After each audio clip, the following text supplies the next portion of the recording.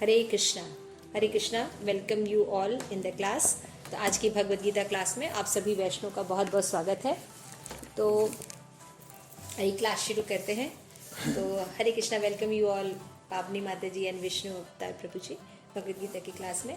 सो आप लोगों को पहले बहुत बहुत बधाई हो, आपकी बिटिया की बहुत अच्छे से शादी हो गई, बहुत अच्छे से आपने जो मैरिज यज्ञ है ना, विवाह यज्ञ आप लोगों ने संपन्न किया और उसको वैष्णव रीति से निभाया। उसके लिए हम भगवान से प्रार्थना करेंगे कि उनका जो लाइफ है वो कृष्ण कॉन्शियसनेस है। तो हरे कृष्णा कृष्णा कृष्णा हरे हरे, हरे राम राम राम हरे हरे। श्री प्रभुपाद की जय। आप सभी गौर भक्तवृंद की जय। ओम अज्ञानतिमिरान्धस्य ज्ञानाञ्जनशलाकया चक्षुरुन्मीलितं येन तस्मै श्री गुरुवे नमः। श्री चैतन्य मनोभीष्टं स्थापितं येन भूतले स्वयं रूपकदा मह्यं ददान्ति स्वपदान्तिकं। वन्देऽहं श्रीगुरु श्रीयुतपदकमलं श्रीगुरून् वैष्णवांश्च श्रीरूपं सागरजातं सहगण रघुनाथान्वितं तं सजीवं साद्वैतं सा अवधूतं परिजनसहित कृष्ण चैतन्य देवं श्री राधा कृष्ण पादान् सहगण ललिता श्री विशाखान्वितांश्च। हे कृष्ण करुणा सिंधु दीनबंधु जगत्पते गोपेश गोपिका कांत राधा कांत नमोस्तुते। तप्त कांचन गौरांगी श्री राधे वृंदावनेश्वरी वृषभानुसुते देवी प्रणमामि हरिप्रिये। वाञ्छाकल्पतरुभ्यस्य कृपा सिन्धुभ्य एव च पतितानां पावनेभ्यो वैष्णवेभ्यो नमो नमः। जय श्री कृष्ण चैतन्य प्रभु नित्यानंद श्री अद्वैत गदाधर श्रीवासादि गौर भक्तवृंद। हरे कृष्ण कृष्ण कृष्ण हरे हरे, हरे राम राम राम हरे हरे। श्री प्रभुपाद की जय। तो हम भगवद गीता का अध्याय 4 जिनका नाम है दिव्य ज्ञान।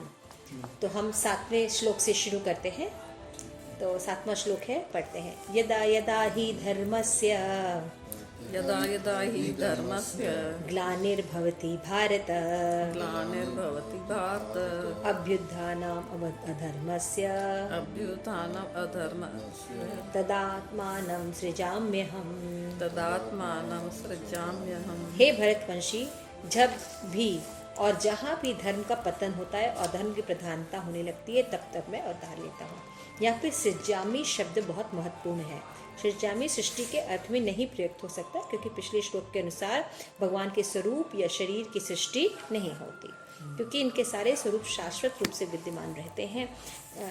इसलिए सृजामी का अर्थ है कि भगवान स्वयं यथारूप में प्रकट होते हैं। यद्यपि भगवान कार्य कर्मानुसार अपने ब्रह्मा के एक दिन के 7वें मनु के 28वें युग में द्वापर के अंत में प्रकट होते हैं, किंतु इस नियम का उन पर कोई पालन करने का बाध्यता नहीं है क्योंकि स्वेच्छा से कर्म करने के लिए स्वतंत्र है। अतः जब भी अपने धर्म की प्रधानता तथा धर्म का लोप होने लगता है तो स्वेच्छा से प्रकट होते हैं। धर्म के नियम वेदों में दिए गए और इन नियमों के पालन में कोई त्रुटि आती है तो मनुष्य अधार्मिक हो जाता है। श्रीमद् भागवत में बताया गया है कि ऐसे नियम भगवान के नियम हैं। केवल भगवान ही किसी धर्म की व्यवस्था कर सकते हैं। वेद भी मूलतः ब्रह्मा के हृदय में से भगवान द्वारा उच्चारित हुआ था। अतः धर्म के नियम भगवान के प्रत्यक्ष आदेश हैं। धर्म तो साक्षात भगवत प्रणीतम। भगवद गीता में आदोपांत इन्हीं नियमों का संकेत है। वेदों के उद्देश्य परमेश्वर के आदेश अनुसार ऐसे नियम की स्थापना करता है और गीता के अंत में भगवान स्वयं आदेश देते हैं कि सर्वोच्च धर्म उनकी ही शरण ग्रहण करने वाला है। और जब भी असुरों द्वारा इन नियमों का व्यवधान आता है तभी प्रकट होता है।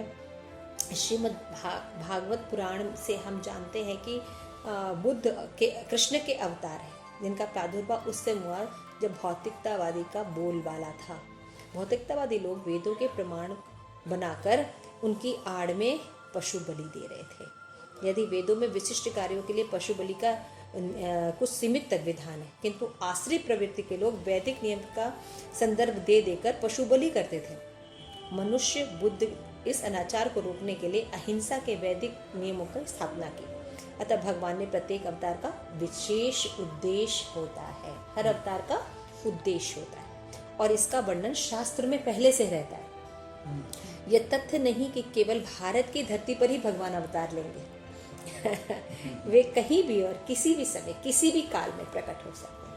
ये प्रत्येक अवतार लेने पर धर्म के विषय में उतना ही कहते हैं जितना उस परिस्थिति के जन समुदाय समझ सकें। ऐसा नहीं कि पूरा नॉलेज दे देंगे भगवान, लेकिन उद्देश्य एक ही रहता है, लोगों को ईश्वर भावना भावित करना, धार्मिक नियम के प्रति आज्ञाकारी बनाना। कभी वे स्वयं प्रकट होते हैं, कभी अपने प्रामाणिक प्रतिनिधि को या पुत्र को या दास को भेज देते हैं, या वेश बदलकर स्वयं ही प्रकट होते हैं। भगवत गीता के सिद्धांत अर्जुन से कहे गए थे, अतः किसी भी महापुरुष के प्रति हो सके, क्योंकि अर्जुन संसार के अन्य भागों के समान पुरुषों की अपेक्षा अधिक जागरूक यानी बुद्धिमान था। तो 2 और 2 मिलकर 4 होते हैं। एक गणित नियम प्राथमिक कक्षा में विद्यार्थी के लिए उतना ही सत्य है जितना कि उच्च क्लास के विद्यार्थी के लिए, है ना। तो भी गणित उच्च स्तर या निम्न स्तर का होता है ना। अतः भगवान प्रत्येक अवतार में एक जैसे सिद्धांतों की शिक्षा देते हैं जो परिस्थिति के अनुसार उच्च या निम्न प्रतीत हो सकता है। जैसा कि आगे बताया जाएगा कि धर्म के उच्चतर सिद्धांत चारों वर्णाश्रमों को स्वीकार करने में प्रारंभ होता है। अवतारों का एकमात्र उद्देश्य सर्वोत्कृष्ट भावनामृत का उद्बोधित करना है। परिस्थिति के अनुसार ये भावना प्रकट और अप्रकट होती है।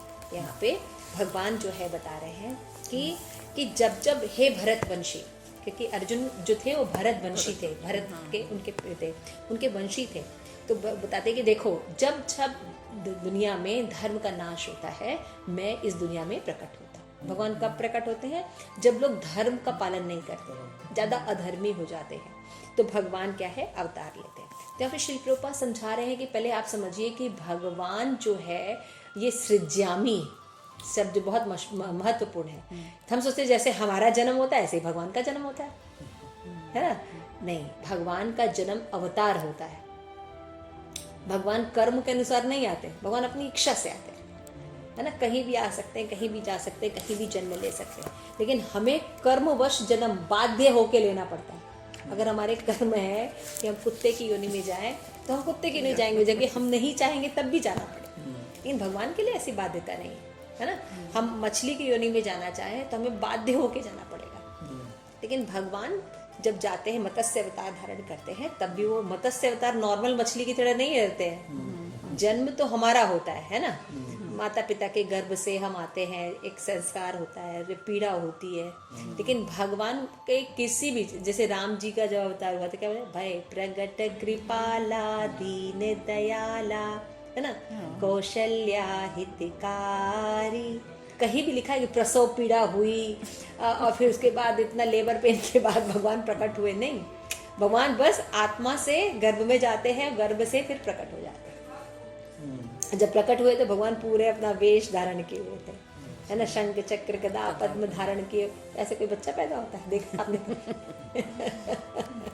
तो इसलिए ये समझना चाहिए कि भगवान प्रकृति के नियमों को उल्लंघन नहीं करते, लेकिन फिर भी वो हमेशा दिव्य रहते हैं। तो भगवान जो है भ्रमित करने के लिए जन्म लेते हैं, क्योंकि पृथ्वी पर जन्म होता है। तो लेकिन अब अंतर आप देख सकते हैं कि भगवान अवतार लेते हैं। तो भगवान अवतार कब लेते हैं? जब जब धर्म की हानि हो। उपद्रवी लोग जो है जब सही नियम का पालन नहीं करते, अनीश्वरवाद बढ़ जाता है ना। तो सही धर्म को स्थापित केवल भगवान ही कर सकते हैं। तो जैसे बताया कि भाई ब्रह्मा को भी ज्ञान किसने दिया? भगवान ने ज्ञान दिया ब्रह्मा को। ब्रह्मा को अपने आप ज्ञान नहीं हुआ था। तो उसी तरह से भगवान जो है अवतार लेते हैं और असुरों का नाश करते हैं। भगवान यहाँ पे एक एग्जाम्पल दिया गया है कि भगवान जो है वो हमने गलती से शायद इधर है। भगवान ने बुद्ध का अवतार की बात बताई है। और एक बात जानिएगा कि भगवान कौन है, कब कब कहाँ कहाँ अवतार लेंगे, इन सब का वर्णन श्रीमद् भागवतम में है। तो ऐसा नहीं कि कोई कल को कहे कि मैं भगवान हूँ, तो भाई बताओ वर्णन कहाँ लिखा है, कहाँ रिपोर्ट है तुम्हारी, है ना। तो भगवान के जितने भी अवतार होते हैं, अंश कला जो भी अवतार है, सबका श्रीमद् भागवतम में वर्णन है। और आगे भविष्य में भी जो होगा, कल की अवतार जो होगा, उसका भी वर्णन भगवान का लिखा हुआ है शास्त्र में। चैतन्य महाप्रभु का भी लिखा हुआ है। तो सबका जब लिखा हुआ है तो उसको ये पता होना चाहिए कि तब वो भगवान। लेकिन अपने मन से कोई कल को गली में खड़ा होकर, जो हर गली में खड़े होकर लोग बोलते हैं कि मैं अवतार हूँ, जब श्रील प्रभुपाद कहते हैं वो अवतार नहीं होते हैं, श्रीमद् भागवतम ऑथेंटिक बुक में रिसोर्सेज होने चाहिए भगवान के अवतार के, तब उसको अवतार माना जाता है। तो बोलते हैं कि भगवान जो है धर्म की जब हानि होती तो आते हैं। तो एक एग्जाम्पल दिया गया है जैसे बुद्ध भगवान है ना, और एक एग्जाम्पल दिया गया भगवान कब आते हैं, कृष्ण कब आते हैं कि ब्रह्मा के एक दिन में आते हैं, 7वें मनु में के युग में आते हैं, और 7वें मनु का जब 28वां युग होता है तब आते हैं। यानी हर कलयुग में भगवान नहीं आते हैं, आप ये समझिए। तो इस समय आप स्वर्ण युग में हैं, 28 में कलयुग का अब स्वर्ण युग में है। कैसे, देखिए इसी एरा में कृष्ण आए थे, उसके बाद चैतन्य महाप्रभु आए थे, फिर प्रभुपाद आए थे। और ये सीक्वेंस हर कलयुग में नहीं मिलेगा आपको। ये बहुत, एक मिनट दोबारा बताना। जैसे हम बता रहे हैं कि ब्रह्मा का जैसे हम लोग के दिन होते हैं ना, 12 महीने होते हैं, दिन होते हैं, रात होते हैं, ऐसे ही ब्रह्मा के भी दिन और रात होते हैं, श्रीमद् भागवतम में बताया गया है। लेकिन उनका जो दिन और रात होता है हमारे और दिन रात से बहुत अलग होता है, उनका टाइम पीरियड बहुत ज़्यादा होता है। जैसे हम समझ सकते हैं कि जैसे हम लोग हैं और हमारे आसपास चींटियां भी होंगी, छोटा मच्छर भी होगा, है ना।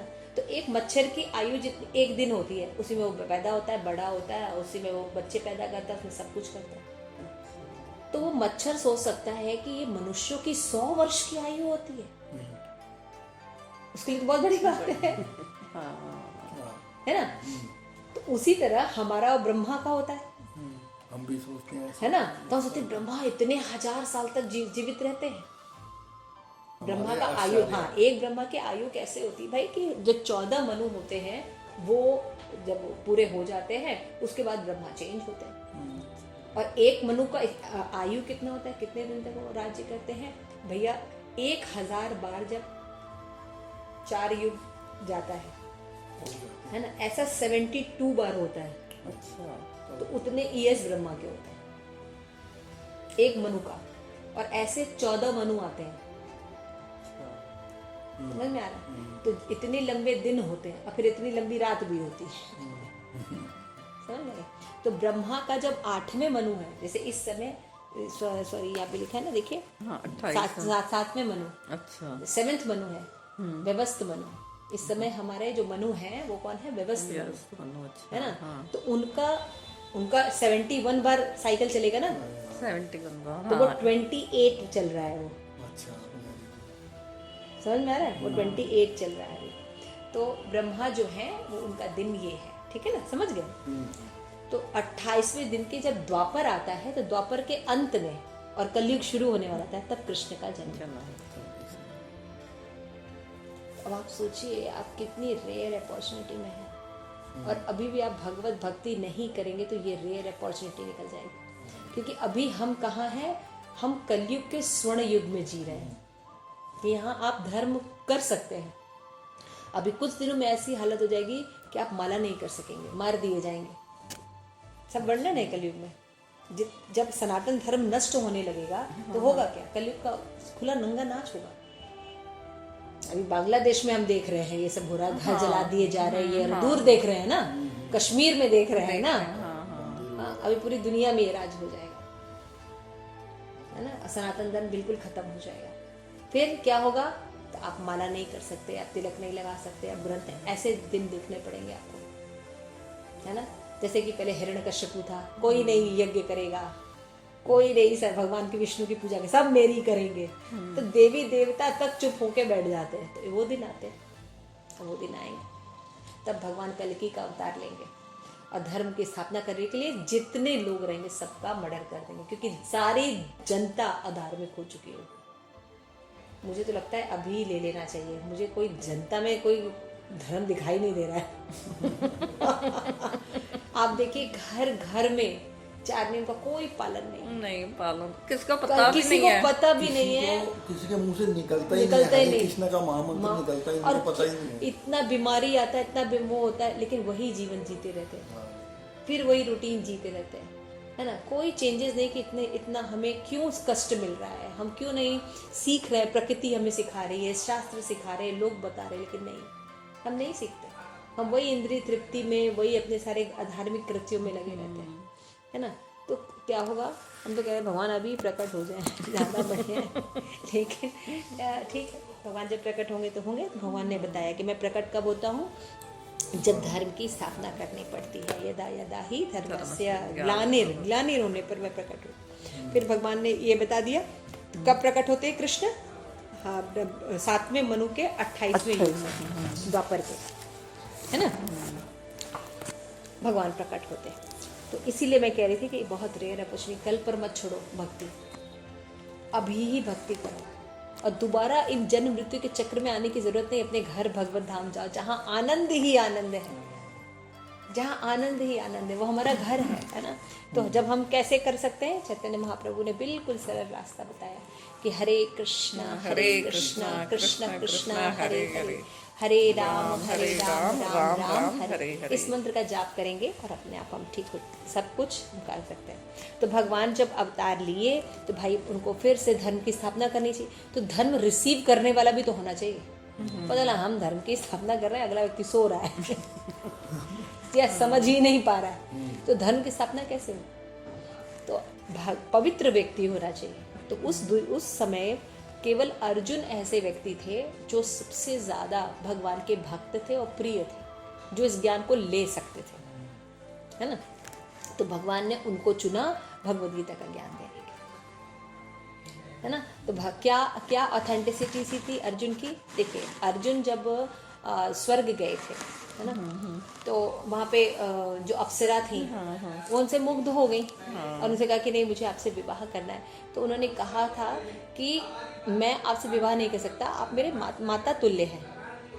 तो क्योंकि वहाँ पे भोग प्रवृत्ति है ना, तो वहाँ पे माता वगैरह का कॉन्सेप्ट नहीं है जैसे अमेरिका में जैसे अमेरिका में हम देखते हैं, वहाँ किसी को माता वाला कॉन्सेप्ट नहीं है। हम भोग करने आए, तुमने मना कैसे कर दिया? उनको श्राप दे दिया। उन्होंने श्राप स्वीकार कर लिया, लेकिन अपने मतलब उनको माता ही स्वीकार किया, वर्षी जो अप्सरा थी। तो ये है विजन अर्जुन का, है ना। अब सोच लिए कितना कि अगर एक बार माता, मतलब अच्छे लोग नहीं कर सकते, है ना। तो अर्जुन ने कहा कि आप मेरी माता के समान है, इसलिए मैं आपके साथ भोग नहीं कर सकता। तो ये सब ऑथेंटिसिटी, इतने संस्कारी थे अर्जुन, है ना। तो वो अर्जुन थे जो भगवान के प्रिय थे, भगवान की आज्ञाओं का पालन करते थे और सब दुख सह कर भी भगवान को कभी नहीं छोड़ते थे। तो भक्त थे, तो वो राइट कैंडिडेट, विनम्र थे, भक्त थे। 2 लोग होने चाहिए जिनको भगवत ज्ञान मिलता है, और ये दोनों चीज़ किस में थी? भगवान अर्जुन में ये क्वालिटी थी। तो श्री प्रभुपाद लिखते कि भाई 1 क्लास में भी हम सीखते हैं 2 + 2 4 होता है ना, और हायर लेवल पे भी 2 + 2 4 होता है। लेकिन जो 1 क्लास का लोग होता है उसको और आगे ज्ञान नहीं होता है, लेकिन जो 8 9 के बच्चे होता है उसको और भी नॉलेज होता है। तो इसीलिए भगवान जो है प्रकट होते हैं, तो ऐसा नहीं कि पूरा ज्ञान हर समय दे देते हैं। मान लीजिए लोग इतने बुद्धिमान नहीं हैं, तो जितना ज्ञान चाहिए उतना ही देते हैं। जैसे बुद्ध का भगवान ने बताया, भगवान बुद्ध का बताया कि भाई लोग वेद के आधार पर पशु बलि ढूंढ कर करते थे ताकि वो मीट खा सकें। अरे यज्ञ का वर्णन है, कहीं कहीं छोटा मोटा थोड़ा बहुत यज्ञ का वर्णन है, तो उसको एक मेन बिजनेस बना लेना, कसाई खाना चलाना, जैसे कि आज कलयुग में हो रहा है, ये तो नहीं बताया था ना भगवान ने। लेकिन लोग अब यही करते हैं। तो फिर क्या हुआ? उस हिंसा को रोकने के लिए बुद्ध अवतार हुआ और बुद्ध ने कहा कि ये वेदों को मानना बंद करो। देखिए, ऐसा नहीं है कि वेद मानना बंद कर, लेकिन उस समय जरूरत थी, लोग बेवकूफ थे, है ना, तो हिंसा कर रहे थे। उस हिंसा को रोकने के लिए उन्होंने क्या किया?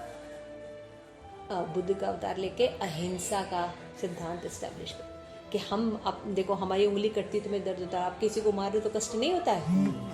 और ऐसी वाणी का प्रभाव पड़ा बुद्ध का कि सारे लोग बुद्ध धर्म स्वीकार करें। न केवल भारत बल्कि श्रीलंका और आसपास की कंट्रीज में भी सबने बुद्ध धर्म को एक्सेप्ट किया और अहिंसा का पालन किया। तो भगवान प्रकट होते तो ऐसा नहीं कि अर्जुन की तरह पूरा ज्ञान देते हैं। आप देखिए भगवद गीता में पूरा ज्ञान है, ईश्वर, जीव, प्रकृति, काल, कर्म, पूरा डिटेल बताया भगवान। लेकिन अगर लोग इतने कैपेबल नहीं होते हैं तो भगवान उतना ही देते हैं कि जितना थोड़ा बहुत धर्म मैनेज हो जाए, या अपने प्रतिनिधि को भेज देते हैं। तो इस तरह से भगवान जो है धर्म की स्थापना करते हैं। अभी समझ में आ गया आप लोगों को? बिल्कुल। कोई प्रश्न? ठीक है, नेक्स्ट एक श्लोक और पढ़ लेते हैं। 8वां श्लोक। परित्राणाय साधूनां प्राणाय साधूनां विनाशाय च दुष्कृतां विनाशाय च दुष्कृतां धर्म संस्थापनार्थाय धर्म संस्थापनार्थाय संभवामि युगे युगे। संभवामि युगे युगे। तो अभी यश चोपड़ा ने जो महाभारत चलाया था तो लोगों को ये सब याद है कम से कम। तो भक्तों को ये, किसी को भी बोले तो भगवद गीता के कम से कम ये श्लोक लोगों को परिचित रहते हैं, है ना। तो देखिए परिचय होना चाहिए ना, क्योंकि प्रचार होगा तो परिचय होगा ना, तो भगवान का। तो भक्तों को धार करने, दुष्टों का विनाश करने तथा फिर से धर्म की स्थापना करने के लिए मैं हर युग में प्रकट होता हूँ। पढ़िए माता जी। तात्पर्य भगवत गीता के अनुसार साधु पवित्र पुरुष कृष्ण भावना भावित व्यक्ति है। अधार्मिक लगने वाले व्यक्ति में भी यदि पूर्ण कृष्ण चेतना हो तो उसे साधु समझना चाहिए। दुष्कृताम उन व्यक्तियों के लिए आया है जो कृष्ण भावनामृत की परवाह नहीं करते।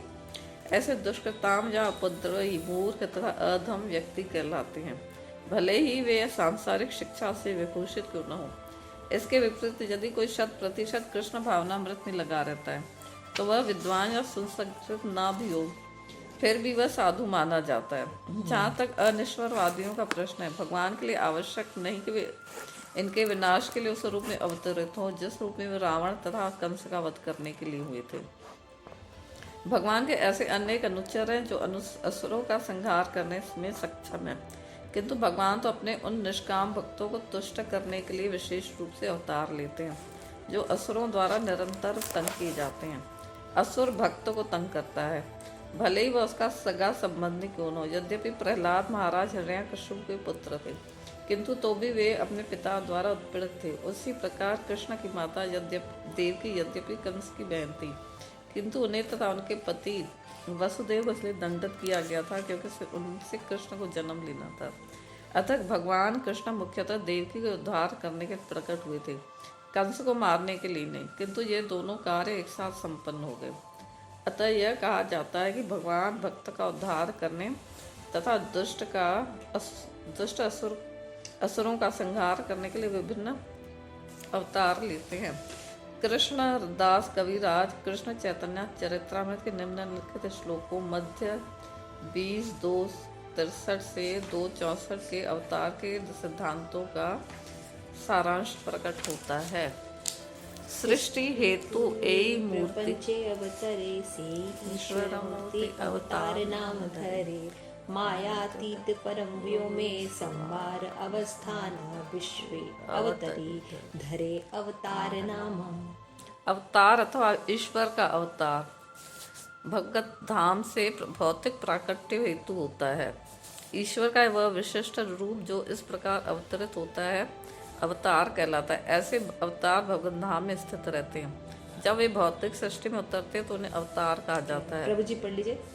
अवतार कई तरह के होते हैं, यथा पुरुषावतार, गुणावतार, लीलावतार, शक्त्यावेश अवतार, मनवंतर अवतार तथा युगांतर। इन सबका इस ब्रह्मांड में क्रमानुसार अवतरण होता है, किंतु भगवान कृष्ण आदि भगवान हैं और समस्त अवतारों के उद्गम हैं। भगवान श्री कृष्ण शुद्ध भक्तों की चिंताओं को दूर करने के लिए के विशिष्ट प्रयोजन से अवतार लेते हैं, जो उन्हें उनकी मूल वृंदावन लीलाओं के रूप में देखने के उत्सुक रहते हैं। अतः कृष्ण अवतार का मूल उद्देश्य अपने निष्काम भक्तों को प्रसन्न करना है। भगवान का वचन है कि वे प्रत्येक युग में अवतरित होते रहते हैं। इससे सूचित होता है कि वे कलयुग में भी अवतार लेते हैं। जैसा कि श्रीमद् भागवत में कहा गया है कि कलयुग के अवतार भगवान चैतन्य महाप्रभु हैं, जिन्होंने संकीर्तन आंदोलन के द्वारा कृष्ण पूजा का प्रसार किया और पूरे भारत में कृष्ण भावनामृत का विस्तार किया। उन्होंने यह भविष्यवाणी की कि संकीर्तन की यह संस्कृति सारे विश्व के नगर नगर तथा ग्राम ग्राम में फैली। भगवान चैतन्य को गुप्त रूप में किंतु प्रकट रूप में नहीं, उपनिषदों, महाभारत तथा भागवत जैसे शास्त्रों के अंशों में वर्णित किया गया है। भगवान कृष्ण के भक्तगण भगवान चैतन्य के संकीर्तन आंदोलन द्वारा तेज पड़ी आकर्षित प्रभु। रहते हैं। भगवान का यह अवतार दुष्टों का विनाश नहीं करता, अपितु अपनी अहेतुकी कृपा से उनका उद्धार करता है। तो सबसे इम्पोर्टेंट यहाँ पे बता रहे हैं भगवान, इसके आगे क्या बताते हैं कि परित्राणाय साधूनां विनाशाय च दुष्कृतां धर्म संस्थापनार्थाय संभवामि युगे युगे। मैं प्रत्येक युग में प्रकट होता हूँ। किस लिए होता हूँ? सबसे पहले भाई भक्तों का उद्धार करने के लिए। तो भक्तों के उद्धार करने के चक्कर में जब भगवान आते हैं तो दुष्टों का संहार अपने आप हो जाता है। साइड बिजनेस है भगवान का। लेकिन मेन भगवान आते हैं भक्तों के लिए। क्यों? क्योंकि भक्तों का एक ही बिजनेस होता है। भगवान कुछ भी करते हैं उनके बारे में लीला गायन करना, भगवान ने ऐसे किया। जैसे अभी आज क्या है, आज कोई हीरो है, वो अगर सब्जी भी बनाने के लिए खड़ा होता है तो उसका वीडियो हो जाता है, और वो छींकता भी है तो उसका वो हो जाता है ना, लीला के बारे में होता है। फटे हुए कपड़े भी पहने हाँ, जाते कुछ भी कोई छोटी सी घटना हो जाती है तो उसके लिए पूरा न्यूज़ चैनल लग जाता है। तो यहाँ पे भगवान जो है, तो यहाँ पे भगवान जो है मेन भाई अपने जो उनके प्रियजन है वो कुछ भी करते हैं, क्योंकि उनको सब्जेक्ट मैटर भी तो चाहिए। अगर भगवान कुछ करेंगे ही नहीं, अवतार लेंगे नहीं, तो वो गाएंगे किसका, कथा किसका करेंगे, ग्रंथ किसके लिए लिखे जाएंगे? तो भक्तों का उद्धार करने के लिए भगवान प्रकट होते हैं और साइड में जैसे दुष्टों का नाश अपने आप हो जाता है। तो फिर भी भगवान क्या करते हैं? फिर धर्म की स्थापना करते हैं और इसलिए कहते हैं भगवान में हर युग में प्रकट होता है। ठीक है ना, एकदम क्लियर बता दिया भगवान। फिर यहाँ पे बता रहे हैं कि साधु होते कौन है? जो कृष्ण भावना भावित होते हैं, एक्चुअली में वो साधु होते हैं। बाकी जो ढोंग करते हैं, है ना, तिलक लगा लेंगे, धोती कुर्ता पहन लेंगे और नियम का पालन नहीं करते, तो वो लोग केवल उपद्रव मचाते हैं समाज में, वो लोग साधु नहीं होते। तो हमें सिम्टम से समझना चाहिए, है ना, कि वो जो कार्य क्या कर रहे हैं, वो भक्ति करते हैं कि नहीं, माला करते हैं कि नहीं, चार नियम का पालन करते हैं कि नहीं। तो जो ऐसा करते हैं वो लोग जो होते हैं वो भक्त होते हैं, वो विद्वान होते हैं, सुसंस्कृत होते हैं, जो पालन करते हैं भगवान के बताए गए नियमों का। तो हमें बता रहे हैं कि जो भगवान के ऐसे अनेक अनुचर हैं जो असुरों का संहार करने में सक्षम हैं, लेकिन भगवान अपने निष्काम भक्तों को तुष्ट करने के लिए आते हैं। भाई सर्वेंट से काम तो भगवान तो ऐसे घृकुटी कर दे, जिसको मारना है मार दे, हाँ, लेकिन भगवान भक्तों को तुष्ट करने के लिए आते हैं। जब भगवान आते हैं तो भक्त उनको देखते हैं, उनको निहालते हैं, उनके लिए प्रसन्न, मैंने बताया ना, भगवान प्रसन्न होते हैं, क्योंकि भक्तों का सब्जेक्ट मैटर क्या है?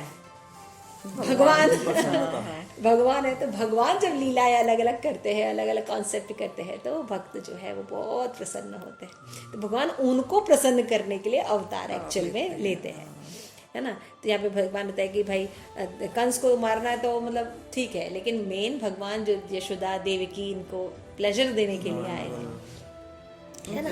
माता यशोदा के साथ लीलाएं की कितनी खूबसूरत लीलाएं हैं भगवान की। वो पढ़िए, छोटे से कृष्ण रहते हैं ना, और सोच के देखिए इतने सुंदर होंगे भगवान। और वो नंद बाबा के खड़ाऊं लेके अपने सर पे रख लेते हैं, हाँ, और फिर कहते हैं बाबा जूते पहन लो। सोचिए कितना सुंदर लगता होगा, है ना। भगवान माखन खाते होंगे, ये करते हैं, कितनी सुंदर लीलाएं भगवान की है।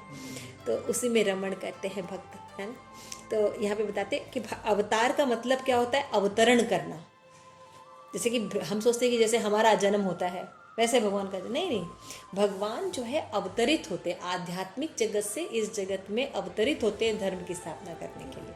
और वो सदैव अपनी अंतरंगा शक्ति में रहते हैं, उन पर भौतिक शक्ति का कोई प्रभाव नहीं रहता। यानी भगवान मान लीजिए कछुए का भी अवतार ले ले, है ना, भगवान अगर मत्स्य अवतार भी ले गए तब भी भगवान दिव्य रहते हैं ना, वो साधारण मछली के जैसे थोड़ी रहते हैं, है ना। तो ये सब हमें नॉलेज होना चाहिए कि भगवान जो होते हैं सदैव दिव्य। और अवतार का मतलब होता है अवतरित होना, ये नहीं कि बच्चों की तरह प्रसव पीड़ा के द्वारा पैदा होना। तो अवतार भगवान के कई प्रकार के होते हैं। पुरुष अवतार, है ना, भगवान पुरुष रूप में आते हैं, गुण रूप में आते हैं, लीला अवतार करते हैं, शक्तावेश अवतार करते हैं। गुणावतार में कौन से? गुणावतार ब्रह्मा विष्णु महेश, अच्छा, है ना। युग अवतार होते हैं। इस सब का ब्रह्मांड के क्रमानुसार अवतरण होता है। तो भगवान अलग अलग युग में अलग अलग तरह से आते हैं, बहुत से अवतार है। तो कहते हैं हरि अनंत, हरि कथा अनंता, अनंत शेष के 1000 मुख हैं, वो भी भगवान का गुणगान नहीं कर पाते और वो थक जाते हैं। कहते हैं फिर भी वो कहते हैं मैं एक पार्ट वर्णन कर रहा हूँ भगवान का। इतने समुद्र की जैसे लहरें हैं वैसे भगवान के अवतार हैं, है ना। तो भगवान का जो वचन है कि प्रत्येक रूप में वो अवतरित होते हैं, कलयुग में भी अवतार लेते हैं। जैसा कि श्रीमद् भागवतम में कलयुग अवतार चैतन्य महाप्रभु का है ना, बताया कि चैतन्य महाप्रभु के रूप में भगवान कृष्ण अवतार लिए हैं और संकीर्तन आंदोलन की स्थापना की। धर्म क्या था? किसी को मारना नहीं, बल्कि चैतन्य महाप्रभु ने संकीर्तन, हाँ, हरे कृष्ण महामंत्र दिया जिससे लोगों का उद्धार हो गया। तो चैतन्य महाप्रभु गुप्त रूप से आए थे, वो ऐसा बताते नहीं थे कि हम भगवान हैं, वो भक्त रूप में आए थे, है ना। लेकिन भक्तों ने तो पहचान लिया भगवान, और शास्त्र में भी वर्णन है भगवान कृष्ण के भक्त गण भगवान चैतन्य के संकीर्तन आंदोलन अत्यधिक आकर्षित हुए और भगवान का अवतार दुष्टों का नाश नहीं अपितु अहेतु की कृपा से उनका उद्धार करना था। ऐसा क्यों किया भगवान ने? कि देखिए, जब भगवान रामचंद्र थे आए तो दूसरे प्लेनेट में था, लंका में था रावण।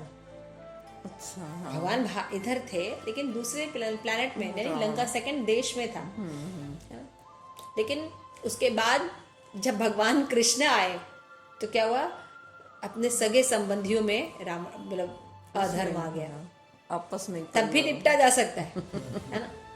अब जब सबके अंदर ही आ गया कलयुग, फिर तो तो हर किसी को थोड़ी मार देंगे, तो फिर स्थापना किसकी करेंगे? हर किसी के अंदर जब कलयुग आ गया है, अधर्म आ गया है, तो संकीर्तन के आंदोलन के द्वारा व्यक्ति को प्यूरिफिकेशन किया सकता है। चैतन्य महाप्रभु के समय में क्या हुआ? हर किसी के अंदर ही कलयुग का वास है अब तो। अब तो पड़ोसी नहीं है, दूसरा देश नहीं है, तो हर किसी के अंदर है कलमश।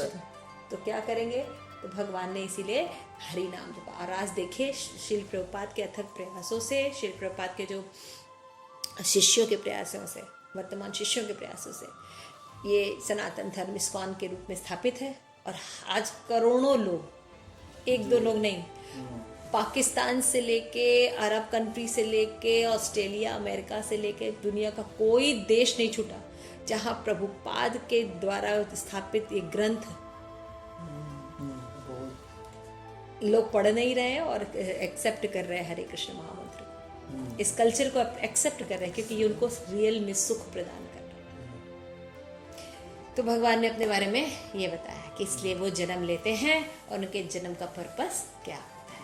मेन होता है अपने भक्तों के साथ आदान प्रदान करना। एनी क्वेश्चन, एनी डाउट, या कोई बात नहीं समझ में? ये शक्तियाँ, शक्तावेश अवतार, ये कौन सा अवतार? शक्तावेश अवतार भगवान पूर्ण रूप से नहीं आते, बल्कि उनकी शक्ति का कुछ अंश आता है। जैसे व्यासदेव, पृथु महाराज, कपिल देव, तो ये सब लोग शक्तावेश अवतार है भगवान के। मतलब कुछ शक्ति का अंश होता है भगवान। ऐसे कि अभी राम तो एक भगवान पूर्ण रूप से रहते हैं, है ना।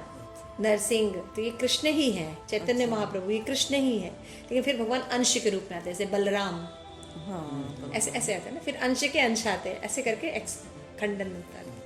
मतलब थोड़ा, मतलब थोड़ा, हाँ, थोड़ा थोड़ा पार्ट रहता है। शक्तावेश अवतार में एक अंश शक्ति का रहता है शक्तावेश अवतार। तो भगवान तो वो भी, भगवान का एक अंश व्यासदेव है भाई। व्यासदेव ने पूरे लोगों को पूरे ग्रंथ की रचना की। आज आप देखिए, तो कोई साधारण पुरुष वो भी नहीं होते। ठीक है, तो आज हम यहीं पे समाप्ति करते हैं। श्रील प्रभुपाद की जय। आप सभी गौर भक्तवृंद की जय। निताई गौर प्रेमानंदे हरि हरि बोल।